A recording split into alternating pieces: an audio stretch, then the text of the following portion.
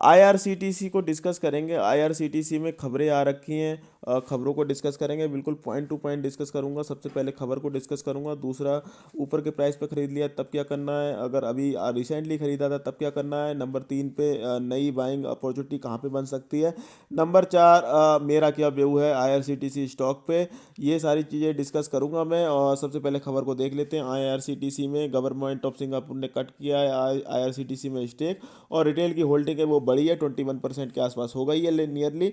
देख सकते हैं खबर यही है, जो 1.36% का स्टैक था आईआरसीटीसी में, सिंगापुर गवर्नमेंट ने उसको कट कर दिया है। इसके अलावा रिटेल की होल्डिंग थी 14% के आसपास, जो कि 21% के आसपास हो गई है नियरली, 20.80%। इसके अलावा देखोगे यही खबर है। और इसके अलावा आपको पता ही है अभी स्टॉक स्प्लिट हुआ था, तो उससे लिक्विडिटी थोड़ी सी बूस्ट हुई है स्टॉक में। और आपको पता है महंगा स्टॉक होता है तो लिक्विडिटी उसमें कम होती है, ज़्यादा लोग परचेस नहीं कर पाते, लेकिन जब स्टॉक छोटा हो जाता है, कम रुपए का हो जाता है, तो लिक्विडिटी ऑटोमेटिक उसमें बढ़ जाती है। और ये चीज़ें हुई थी, आपको पता ही है, तो ज़्यादा मुझे स्टॉक स्प्लिट के बारे में बताना नहीं है। अब एक चीज़ और, म्यूचुअल फंड ने भी थोड़ी सी होल्डिंग कम की है इस वाले महीने में, अक्टूबर वाले महीने में। और ये चीज़ें आप बैक ऑफ द माइंड रख सकते हैं। अब बात कर लेते हैं बीएससी की साइट पे, आपको ये चीज़ें मिल जाएंगी, जो आज जाके वहाँ से भी देख सकते हैं। अब सबसे पहले बात करेंगे क्या इम्पैक्ट पड़ सकता है। तो देखो म्यूचुअल फंड ने होल्डिंग कम की है, और इसके अलावा एफआईआई ने भाई अपना स्टेक कम किया, तो इसका मतलब ये नहीं है कि स्टॉक ख़राब हो गया, आईआरसीटीसी की फंडामेंटल ख़राब हो गए, या आईआरसीटीसी बेकार कंपनी हो गई और अब ये भाई गिरती चली जाएगी, ऐसा कुछ भी नहीं। और एक खबर और बता देता हूँ, एलआईसी ने अपना जो स्टैक है वो भाई उतना ही रखा है, एलआईसी ने ना घटाया ना बढ़ाया, यहाँ पे देख लेते हैं। हाँ, एलआईसी एलआईसी कहाँ गया, L I C stand the same 2.11% from the July September period. देख सकते हैं इनका जो स्टैक था वो उतना का उतना ही है, इन्होंने ना घटाया ना बढ़ाया है, तो ये चीज़ें देख सकते हैं, तो ऐसा नहीं है। अब हम बात कर लेते हैं।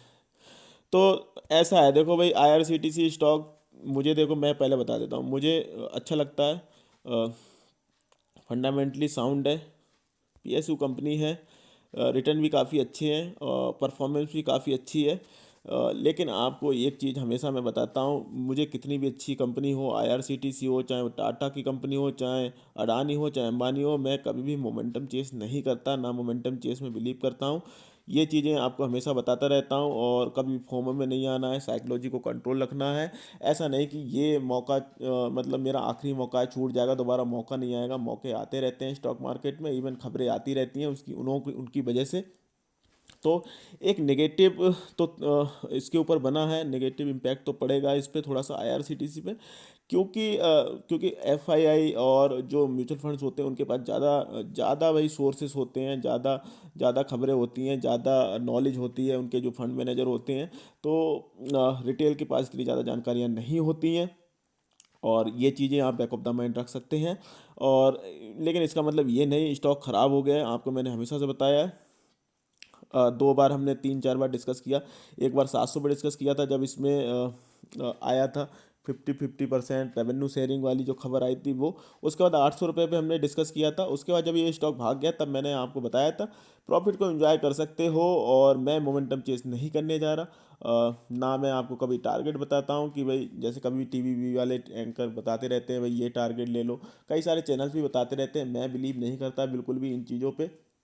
लॉन्ग आपको एक अपना विजन क्लियर रखना है कि मैंने लॉन्ग टर्म के लिए लिया है, तो फिर मुझे ये नहीं देखना कि कल गिरावट हो गई, परसों गिरावट हो गई, परसों भाग गया। और शॉर्ट टर्म के लिए लिया है तो फिर भाई जब प्रॉफिट हो जाए तो प्रॉफिट बुक कर लिया करो, ये मत सोचा करो कि यहाँ से और जाएगा, यहाँ से और जाएगा, यहाँ से और जाएगा, किसी को नहीं पता कहाँ तक जाएगा, कहाँ से नीचे आ जाएगा। बस रजिस्टेंस और सपोर्ट्स मैं बता सकता हूँ, इसके अलावा ये नहीं बता सकता मैं कि भाई हाँ वहाँ जाएगा ही जाएगा, हो सकता है रजिस्टेंस को ब्रेक करे, हो सकता है ना भी करे, तो ये चीज़ें बैक ऑफ द माइंड हमेशा रखनी है, मैंने आपको हमेशा बताया है। और अगर आज स्टॉक में थोड़ी गिरावट और होती है इस खबरों की वजह से, तो घबराना नहीं है, और ऐसा नहीं कि पैनिक सेलिंग करने लगें और स्टॉक सेल कर दें और लॉस बुक कर लें, बिल्कुल भी लॉस बुक करने की ज़रूरत नहीं है। हाँ, अगर आपने मोमेंटम चेस किया है, सबसे पहले उनको बता देता हूँ जिन्होंने ऊपर के प्राइस पे खरीद रखा है, तो ऊपर के प्राइस पे अगर खरीदा है, मान लो यहाँ कहीं आपने जैसे 6,000 के आसपास खरीदा था, तो आपका 1,000 1,100 के आसपास आया, तो होल्ड करके रखना है, कोई दिक्कत नहीं है। और अगर अभी 900 रुपये के आसपास किसी ने 900 से ऊपर ख़रीदा है, 900, अभी जब ये स्टॉक भागने लगा था बीच में तब, तो भी होल्ड करके रखो, कोई दिक्कत नहीं है। और नई एंट्री के लिए 800 रुपये के बाइंग रेंज के आसपास के देख सकते हैं, 800 से 820, इस रेंज के आसपास अगर मिलता है तो नई एंट्री ले सकते हैं।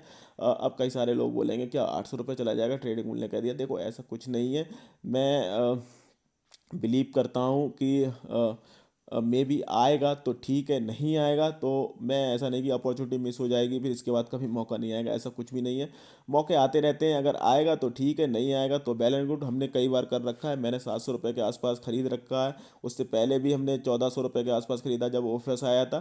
तो जब लोगों में डर होता है, इस समय बहुत डर था जब नीचे गिर रहा था, उस दिन जब 50-50 रेवेन्यू शेयरिंग की जो न्यूज आई थी, और सुबह मैंने वीडियो भी डाली थी उसकी, तो काफ़ी ज़्यादा डर था। और जब लोगों में फियर होता है, मैं स्टॉक को वहीं खरीदने की कोशिश करता हूँ। और अच्छा स्टॉक होना चाहिए, बस ऐसा नहीं कि कोई ऐसे ही फालतू का स्टॉक ले लिया, पैनी स्टॉक कोई, जहाँ पे मतलब लगातार गिरता ही जा रहा है, कोई फंडामेंटली स्ट्रांग नहीं है, बिना न्यूज के ही भागता चला जा रहा है। तो इन स्टॉक्स को छोड़ के जो ब्लू चिप मल्टीबैगर अच्छे स्टॉक्स होते हैं या उसके बराबरी के स्टॉक होते हैं, उनमें मैं हमेशा से नीचे वैल्यू बाइंग करना पसंद करता हूँ। आपको पता ही होगा अगर आप जुड़े होंगे मेरे साथ में, तो ये चीज़ें हैं। तो ऊपर खरीद लिया तो लॉस बुक करने की जरूरत नहीं है। नीचे के लिए मैंने आपको बता दिया, 800 के आसपास रेंज में मिलता है, 20, 815, 820 के आसपास मिलता है, तो वहाँ पे एक नई खरीदारी कर सकते हैं। और तो नीचे एक सपोर्ट और है 700 रुपये, जो बैक ऑफ द माइंड सोच के रखना है। मान लो कभी अगर खबर आ ही जाती है रेवेन्यू शेयरिंग की, जो उन्होंने कहे तो रखा है, सोर्सेज से खबर मिली थी पहले भी, आपको बता रखी है कि मे भी गवर्नमेंट सोच सकती है। अभी अब ये नहीं पता आएगी नहीं आएगी, ये तो मैं, मुझे भी नहीं पता भाई, अंदर खबरें। लेकिन हमेशा बैक ऑफ द माइंड सोच के तो रखना ही है कि अगर आ गई तो मैं क्या करूँगा। देखो अगर आ गई, मैं तो भाई तैयार रहूँगा उस दिन खरीदारी करने के लिए। अगर उस दिन गिरेगा तो मैं खरीदूंगा, और ठीक है, बाकी तो मैं मोमेंटम चेस करता नहीं हूँ, आपको पता ही है। और लॉन्ग टर्म के लिए लिया है तो भाई अच्छे रिटर्न दे सकता है, 1 साल में, 2 साल, 3-4 साल, 5 साल रखोगे तो अच्छे खासे रिटर्न आपको मिल जाएंगे। शॉर्ट टर्म में भी तो जब भी प्रॉफिट हो जाए 5%, 10%, तो अपना बुक कर लिया करो। इसमें कोई ऐसे टारगेट वारगेट मत रखा करो कि उस चैनल वाले ने 1000 दे दिया, किसी ने 1500 दे दिया, 2000 दे दिया, इनके चक्करों में मत नहीं पड़ना है किसी के भी, चाहे मैं हूँ चाहे कोई भी हो। और एक चीज़ बता देता हूँ, मैंने आपको बताया था अगर अगले क्वार्टर के रिजल्ट अच्छे नहीं आएंगे तो मे भी 1000 के कंसोलेशन कर सकता है। मैंने आपको बताया 800 से 1000 की रेंज के बीच में। और अगर रिजल्ट अच्छे आए तो वहाँ से फिर एक रेजिस्टेंस ब्रेक हो सकता है, और उसके बाद वहाँ से तेज़ी आ सकती है। तो ये मेरे व्यू हैं आने वाले टाइम के लिए। ये मैंने आपको बता दिया है, कई बार हर वीडियो में मैं बताता हूँ। और घबराने की कोई ज़रूरत नहीं है, बाकी आपकी मर्जी है और आपका पैसा है। फाइनेंशियल एडवाइजर से पूछ सकते हो, अपना एक व्यू बना सकते हो। सुननी सबकी है, करनी अपनी है। चैनल पर नया है तो चैनल को सब्सक्राइब कर लेना, वीडियो दोस्तों शेयर कर देना। जय हिंद दोस्तों।